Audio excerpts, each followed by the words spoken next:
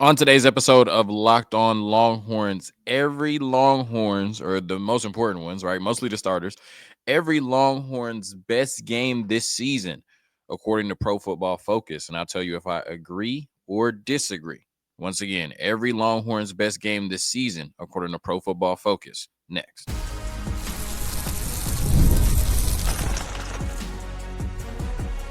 You are Locked On Longhorns, your daily podcast on the Texas Longhorns. Part of the Locked On Podcast Network, your team every day. Locked On Longhorns, the show. Jonathan Davis, your host. Today's episode of Locked On Longhorns is brought to you by Gametime. Download the Gametime app, create an account, and use code LOCKEDONCollege for $20 off your first purchase.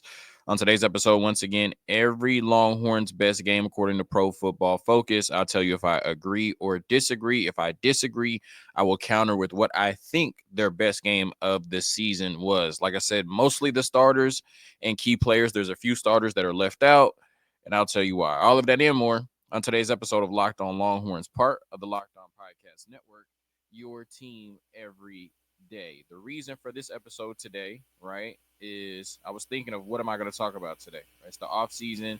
It's that time to just, pull content out of your you-know-what, right? And so I'm like, I'm paying for this Pro Football Focus subscription. I didn't get it. I'm paying for it.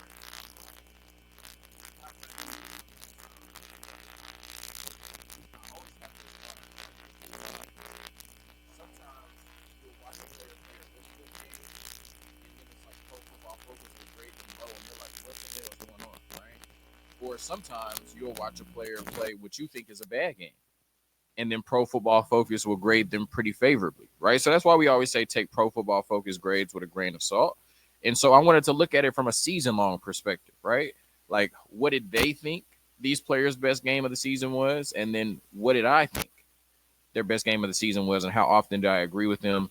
I'm going to stop yapping now and get to it because, I got like 20-plus players to get through over the course of the next 20 minutes.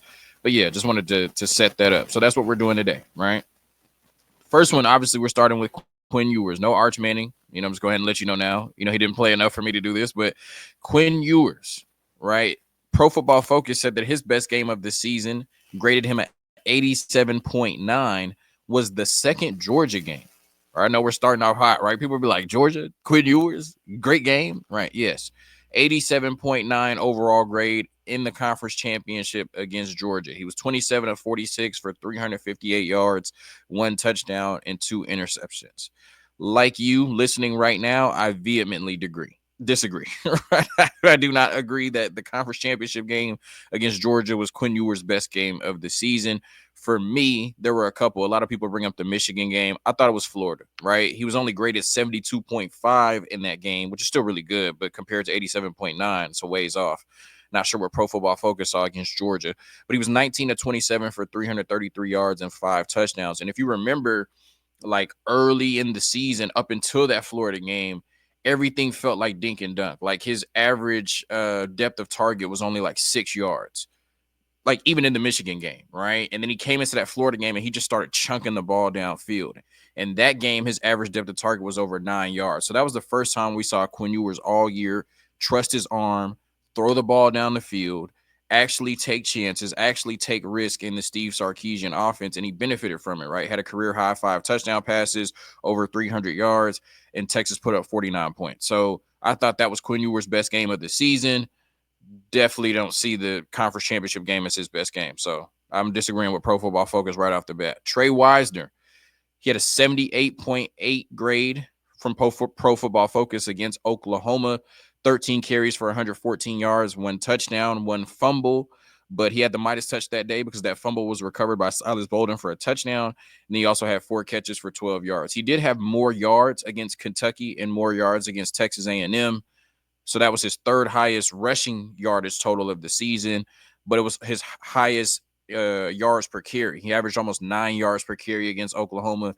And we remember that game, he was just gashing them, right? I felt like that was really, especially after Mississippi State, where he took the job from Jaden Blue. when Jaden Blue had those 2 fumbles against Mississippi State. But the way he was running the ball, just, setting up his blocks, showing patience, just gashing them up the middle where they thought they might have an advantage against Texas in their front seven. I mean, he was just gashing them up the middle. Huge plays. Really looked like the best running back on the team, and it started in that Oklahoma game. So I would agree, right? I think Oklahoma was his best game of the season. Pro Football Focus graded it that way. Jaden Blue, right? 75.7 grade for Pro Football Focus against Louisiana Monroe. And I don't think that that's a bad game to say was his best at all. That was the one game of the year where we really kind of used Jaden Blue as a workhorse, right? We really fed Jaden Blue as a workhorse in that game. 25 carries for 124 yards and 3 touchdowns. And then he also had 1 catch for 3 yards and a touchdown. So 127 total yards and 4 touchdowns in that game against Louisiana Monroe. He was graded a little bit lower against Clemson, but that's my best game of the season for Jaden Blue. So Clemson was 74.7, only 1 point off from 75.7 against Louisiana Monroe. He had 14 carries for 146 yards, 2 touchdowns. Obviously, the big 77-yard run, I believe, when they brought it to within 7 points. I can't remember what the exact score was at the time, but they brought it to within 7 points. And then Jaden Blue takes off for 77 yards and a touchdown to be able to essentially clinch that win against Clemson in the playoffs. So, a bigger moment as well. 2 touchdowns, and then he had 2 catches for 31 yards. So more total yards, less touchdowns, but a bigger game, better opponent against Clemson in the playoffs. I'm going with that's Jaden Blue's biggest game of the season for the Texas Longhorns. Gunnar Helm. He had an 85.4 Pro Football Focus grade this year against Clemson, right? A 6 for 77 and a touchdown. But it's kind of, when you look at Gunnar Helm's grades, because blocking is factored so much into it. I mean, obviously there's a few times where he pass blocked, but most of the time he's going to be run blocking out there. We run a lot of 12 personnel. You kind of have to grade him separately, right? Like, what grades was he dominant as a receiver? And then, or what games was he dominant as a receiver? What games was he dominant as a blocker? So when you look at that 85.4, they're saying not only did he have 6 for 77 and a touchdown against Clemson, but he was really good in terms of run blocking in that game, which makes sense because Jaden Blue and Trey Wisner went off, right? I think we ran for over 300 yards or close to it. His highest receiving grade of the year was 92.3 against OU. I think he had 91 yards and a touchdown in that game, 6 catches. My best game for Gunnar Helm this year, he was graded a 77.2, was against Michigan. Now, I can't tell you how well he was run blocking in that game. That's not my forte. I'm very self-aware to let you know that I am not locked into how well people are blocking most of the time, right? Unless it just jumps off the screen. But in that game, he had 7 catches for 98 yards and a touchdown, our first big game of the season, even though Michigan ended up not being really that good. But I just remember Isaiah Bond made some key plays on the first drive. Matthew Golden, I think he had a touchdown catch in that game. Ryan Wingo had the 55-yard run. But outside of that, we really did not feature our receivers in the passing game, against Michigan. It was really just the running backs and Gunnar Helm. And he was our leading wide receiver by far, or leading receiver. He wasn't a wide receiver. And it felt like that was one of Quinn's best games of the season because Gunnar Helm was always open in that game and made a ton of plays. And, like I said, 7 catches for 98 yards and a touchdown. He really went out there and dominated against Michigan and made Quinn Ewers' job so much easier. So I thought that was his best game of the season, but certainly against Oklahoma and Clemson, he balled out as well. He really showed up in the biggest games of the year this year, maybe outside of Georgia, but everything was out of whack against Georgia, right? That's what they do. Matthew Golden, I tend to agree. They have him 86.6 against Arizona State. I definitely agree with that. 7 for 149 and a touchdown. I think his highest yardage total was against Georgia in the conference championship game, but I definitely think his best game was against Arizona State. Once again, 149 yards and a touchdown on 7 catches. And obviously, right, the 4th and 13 that should live in Longhorn fans' mind forever, right? When your season comes down to a 4th and 13, when you're on the verge of a laughable upset, to Arizona State, where you're double-digit favorites, and to make that catch, to win that route against down the field, 30, 40 yards down the field against a 0 blitz, make that catch to give Texas more life, and then come back and, catch the 2-point conversion that would have forced Arizona State to score a touchdown, a 2-point conversion before they threw the interception. I thought that was Matthew Golden's best game of the season. Now, I don't have any other wide receivers listed. I thought Isaiah Bond obviously started the season hot, but just way too many injuries down the stretch. He had some good games in the non-con. DeAndre Moore, didn't really have a big game down the stretch, had that big touchdown against Georgia in the conference championship game.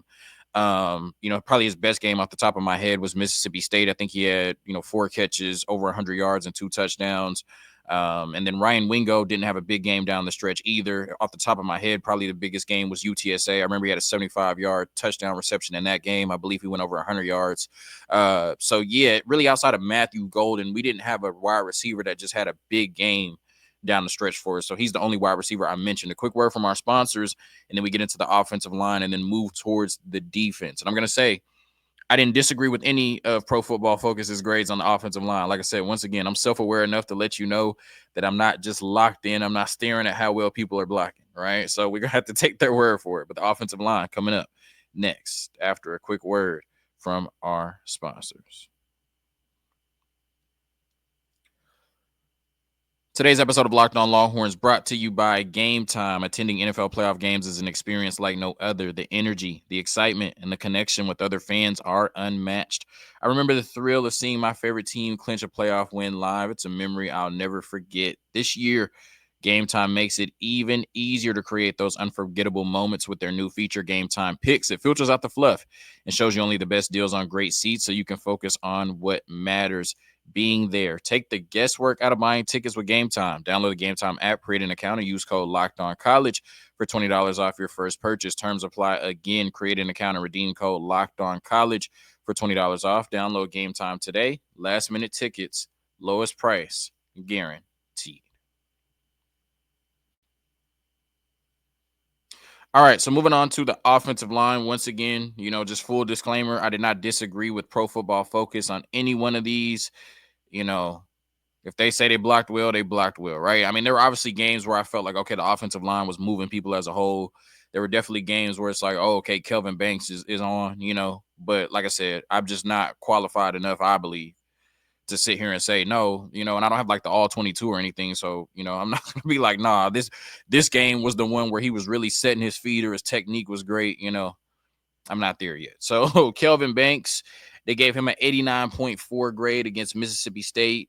0 pressures, hurries, sacks, or hits. I remember that was the first SEC game that Arch Manning started while we were, waiting for Quinn Ewers to get back healthy. Offense started off a little bit slow in that game, but ultimately picked it up. I think we scored 35 points in that game. I can't remember how many Mississippi State scored, but nonetheless, I know that Mississippi State is probably one of the least talented, if not the least talented team in the SEC. But nonetheless, Kelvin Banks held his own, right? And now it's going to be a top 10 to 15 pick in the NFL draft. 89.4 grade against Mississippi State. It was his best of the season, but he had a lot of really good games. Hayden Connor, he had an 80.6 grade against Texas A&M, right? We weren't dominant on offense. We only scored 17 points. I felt like we should have scored a lot more. Felt like we were getting in position, but then you had, a pick six at the end. You had a fumble. And then I guess the punt block wouldn't necessarily affect the offensive numbers. But you did have 2 drives that would have led to more points. But, those ended in turnovers. But you were able to run the ball really well, right? I vividly remember, like, that's just one of those images you'll never be able to get out of your head. Like Trey Wisner on that bike. It's like, damn, boy. You know what I'm saying? Like after the way they ran him against Kentucky and then the way they were running them against Texas A&M, like when they wouldn't even give Jada Blue a carry. You know what I'm saying? Like it was just like, you just remember Trey Wisner on that bike. It felt like he was carrying the whole state of Texas on his back, or at least the part that wears burnt orange. But 80-plus run blocking grade for Hayden Connor. It might have been his best run blocking grade of the season. Did allow 1 pressure and 1 hurry, but didn't affect the game too much. Hayden Connor was really good. A lot of the games this season for sure, but definitely against Texas A&M. Jake Majors against Kentucky. I just talked about it, right? When Trey Wisner is running for 160, 170 yards, right? The offensive line must be doing something right. 77.3 Pro Football Focus grade against Kentucky. 1 pressure allowed and his best run blocking grade of the season. DJ Campbell, 81.9 grade, returning for the Texas Longhorns. 81.9 grade against Vanderbilt. 1 pressure allowed, best run blocking grade of the season. Definitely fell apart in the second half offensively against Vanderbilt, but it wasn't because of DJ Campbell. He had an 81.9 grade, and Cam Williams, same thing, 81.1, even though he's still in my doghouse, Cam Williams, but 81.1 against Vanderbilt, 2 pressures allowed on the quarterback, but he did have his best run blocking grade of the season. And that's kind of a theme that I saw, one, just looking at the grades after every game, but kind of watching, even though we had games with really good rushing output, it felt like all year Texas was a really good pass blocking team. But it felt like one game Kelvin Banks was dominant in the run. Then the next game Hayden Conner was great in the run. Then the next game it was DJ Campbell. Then it was Cam Williams and it was Jake Majors. There were very few games, even though we had games where we dominated in the run, there were very few games where as a whole, all 5 offensive linemen had a great run performance, at least according to Pro Football Focus. Nonetheless, Texas was still a really good. Well, I wouldn't say we were a really good rushing team. We found it and put it together in certain moments, but I guess that makes sense because we were like outside the top 40 to 50 in terms of rushing all year long. So that kind of tracks now, right? That you could never get just the whole offensive line on the same page. And there were times where they moved people, but few and far between where all 5 were dominating in the run. All right, moving on to the defensive side of the ball, starting with the freshman phenom, Colin Simmons. His best game, according to Pro Football Focus, was 90.7 against Michigan, right? Second game of the season, 5 quarterback hurries and 1 sack. I started to disagree with this. I think it's a good thing that a true freshman, you could say, no, he had 4 or 5 really good games, and he did. And he did have multiple games with 2 sacks. So, just statistic-wise, you could throw those out there. But I do agree that Michigan was his best game, or I agree enough that Michigan was his best game not to disagree with it, right? I think there was only one other game where he had 5 hurries, and it was against Arizona State, and he had, I can't remember his sack totals in that game. So maybe you could throw that one out there. But I just vividly remember when Michigan had to go to pass only, like when they couldn't use Alex Orji anymore, when they couldn't, try to stuff Donovan Edwards up, up the middle, when they had to pass the ball, when Texas was up 2-3 scores on them, right? I remember that was the first time that Colin Simmons jumped off the screen as a Texas fan. Like Joe Buck was talking about it. Gus Johnson was talking about it. That was the first time it was like, oh my God, Colin Simmons is here. And it felt like every damn play, right? When they went to just passing the ball exclusively, it felt like every damn play Colin Simmons was in the quarterback's lap. I mean, like every damn play, he was forcing Davis Warren to take off, to move out of the pocket. He was an absolute animal that jumped off your screen in that Michigan game. So he had better stats in some other games, but he did get 5 quarterback hurries. Like I said, when they went to pass only, he absolutely pinned his ears back and wrecked shop. So I have no problem with saying Michigan was Colin Simmons' best game. And then after that, he became pretty much a full-time starter for the Longhorns. But yeah, Michigan is when Colin Simmons announced he was here at the University of Texas, and he's a really good football player. Trey Moore had an 82 grade against Florida. I don't disagree. He had 3 tackles, 1 sack, and a fumble recovery that put Texas like on the 10-yard line. I think Jelani McDonald was called for a penalty, so it was moved back a little bit, but essentially it put Texas in the red zone after they had already scored 7, and then they were able to go up 14-0, and then ultimately make it 49-17. Remember, Trey Moore had a slow start to the season, right? He didn't have a sack in like his first 7 or 8 games. And then Florida was kind of really when he started to get it going. And he still ended up with 8 sacks, right? Even though he didn't have one in like his first 7 or 8 games. Or maybe it was 5.5 sacks. I'm not sure. But either way, right? Florida was probably the first big game for Trey Moore. Did he have some other good games? Yeah, but not enough to argue that Florida wasn't his best. Once again, 3 tackles, 1 sack, and then 1 fumble recovery that led to 7 points for the Longhorns on offense. Vernon Broughton, Big Vernon, right? 89.8 against Colorado State. His first game of the season. You're not playing the whole game. So, I mean, everybody was dominant against Colorado State, right? Didn't we win that game 52-0? We did. So, that's cool. I looked at some other games. He got an 89.7, so literally 0.1 off against A&M, 2 sacks. I definitely remember him busting through the middle of that offensive line in that game and just making his presence felt. And then I remember I was watching it at my partner's house, like the day after Thanksgiving. I was like, that boy married. You know what I'm saying? I was like, how many players in college football are married, right? And so he had to be jumping off my screen if I was talking about Vernon Broughton being married in that game. And then 84.4 against Arizona State, 6 hurries, right? I mean, I don't think Arizona State has the personnel that we do, but nonetheless, defensive tackle, 6 hurries. I mean, that's like Aaron Donald type stuff. So those were, you could pick one against A&M, 2 sacks against Arizona State, 6 hurries, 84.4 grade. Colorado State was his best graded game, but it was Colorado State. I thought A&M and Arizona State, Vernon Broughton really jumped off our screens. And then Alfred Collins, before we get to the break, 91.3 against Arkansas. He had 1 sack and 2 hurries. I'm not mad at this one. I did pick Florida. 79.1 grade compared to 91.3 against Florida. He had 2 hurries, but he had 2 batted balls in that game. I remember him, knocking down 2 balls in that game. But either way, I'm not mad about the Arkansas game because I remember watching Florida and Arkansas, and I was like, oh, my God. Like, I came on the show. We were doing the players of the game. I think I mentioned Alfred Collins in both games. But that's when I was like, oh, okay, like, we lost Devondre Swain and Byron Murphy, but Alfred Collins is here. And it was that Florida and Arkansas game stretch where he looked like one of the best players in college football, regardless of position, over those 2 weeks. So Pro Football Focus says Arkansas. I say Florida. Either way, he was a man amongst boys those 2 weeks, just dominating offensive linemen. So shout out to Alfred Collins for the Florida and the Arkansas games. A quick word from our sponsors, and then we get into the rest of the defense, starting with Anthony Hill at linebacker. All right, today's episode of Locked On Longhorns brought to you by TalkSpace. All right, therapy is a game changer. It can help manage stress, improve sleep, and communicate more effectively. But finding the right therapist and fitting sessions into a busy schedule can be a challenge. And that's where TalkSpace comes in. TalkSpace, the leading virtual therapy provider, makes getting the help that you need easy, accessible, and affordable. With TalkSpace, signing up is simple. You can match with a licensed therapist who fits your needs, usually within 48 hours. And it's convenient. You can have sessions from the comfort of your home and even message your therapist between appointments. Plus, TalkSpace is covered by many insurance plans. And for most insured members, there is a $0 copay. It's never been easier to prioritize your mental health. As a listener of this podcast, you'll get $80 off your first month with TalkSpace when you go to TalkSpace.com/LockedOnCollege and enter promo code SPACE80. That's SPACE 80.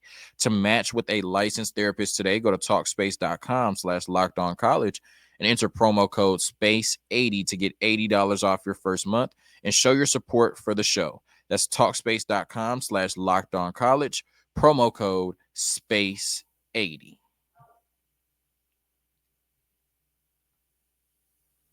I do a lot of ad reads, but I think that's a really cool one, for sure. And it's not about showing your support for the show. It's if you need mental health resources, head over to TalkSpace for sure. $80 off. I'm not sure exactly what the cost is, but, I know that would be huge. So, definitely check that out if you're struggling with mental health. It's not about supporting us and, giving us, typing in our promo code or anything like that. Like, it's about getting the help you need for sure.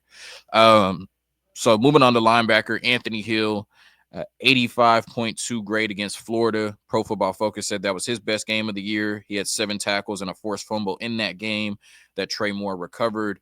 That led to Texas going up 14-0. It's kind of like hosting a podcast gives you like photographic memory, I swear. But I don't think that was his best game of the season. Pro Football Focus. He had a 71.9 grade against Oklahoma.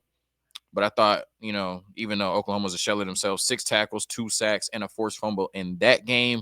I thought that was his best game of the season. Really good against Florida. I thought he was a little bit better against Oklahoma. Now, moving on to the secondary, I could have done Leonga Lafau. I could have done David Benda. But I just didn't feel like either one had like a marquee game this year where it was like, I got to talk about it. Leonga Lafau or David Benda. Obviously, David Benda had a second career interception against Ohio State. Will Howard tried him, trying to force the ball to Jeremiah Smith. Definitely remember Leonga Lafau making a few plays this year, getting some sacks. So they had some moments. Excited for Leonga Lafau next year for sure. And, David Benda, wherever he ends up in terms of the National Football League or his next journey. Jahdae Barron, he had an 88.2 grade against Colorado State. Colorado State did have the NFL receiver. His name is escaping me right now, but he did have a really good game against him. So I respect that. My best game for Jahdae Barron, I think I knew it as soon as I saw it, right? And when I was writing this down, like before I even looked at, what he did in that game, I was like, it was Arkansas. Arkansas was the game where it was like Jahdae Barron can do anything. And we knew that coming into the season because the way he had been used previously. This year he's more of an outside corner. But it felt like against Arkansas, like Pete Kukowski was getting freaky with it, right? Like he was just in his bag. He was just like, I'm gonna put Jahdae Barron anywhere. You know what I'm saying? Like, and he's gonna make a play. I vividly remember him lining up like either in the B gap or like over the center. It was crazy. And he got a sack, but it was like, why is your outside corner? Not only is he blitzing, like not only is this a corner blitz, but he is lined up in the middle of the defensive line. Like, you know what I'm saying? It has been a while since I've seen something like that. Maybe ever. I don't even think I've seen Belichick do anything like that. That was crazy. And it led to a sack, right? He had a 77 grade against Arkansas, but he had 5 tackles, 1 sack, and then he had 1 interception. I think it was a tip off of their big receiver early in the game where he could have caught it, but didn't deflect it right into Jahdae Barron's hand. So, I mean, a sack, an interception, and 5 tackles. That's the Thorpe Award winner, y'all. So that was my best game of the season for Jahdae. I thought it was Arkansas by far, but it was a lot to choose from the best DB in the nation. Malik Muhammad, he had a 75.3 against Colorado State, and I'm going to roll with that, right? And I know what I've been saying. It's Colorado State. Yes. Obviously, Malik Muhammad didn't end the season in the best way, right? There were some times where it felt like we saw him getting turned around a little bit, right? We saw the back of that jersey a lot. You know what I'm saying? But I was thinking, I was just like, was there a Malik Muhammad game this year? Like, I'm not saying he was a liability, but was there a game to you that stood out for Malik Muhammad where you were like, oh, okay, Malik Muhammad's balling, right? Like, felt like a little bit of a sophomore slump. And he only had 1 grade over 70 after conference play started. I think that might have been Arizona State, and it was like 70.7. You know what I'm saying? So it was like barely over. So not a great year for Malik Muhammad. So we're going to roll with that 75.3 against Colorado State. Andrew Makuba. Oh, no Jalen Gilbo, right? I mean, good season. I just don't. Made some plays. I remember some key tackles for loss. I just don't remember one game that just really stood out to me for Jalen Gilbo. So, you know, to save time, I didn't look it up.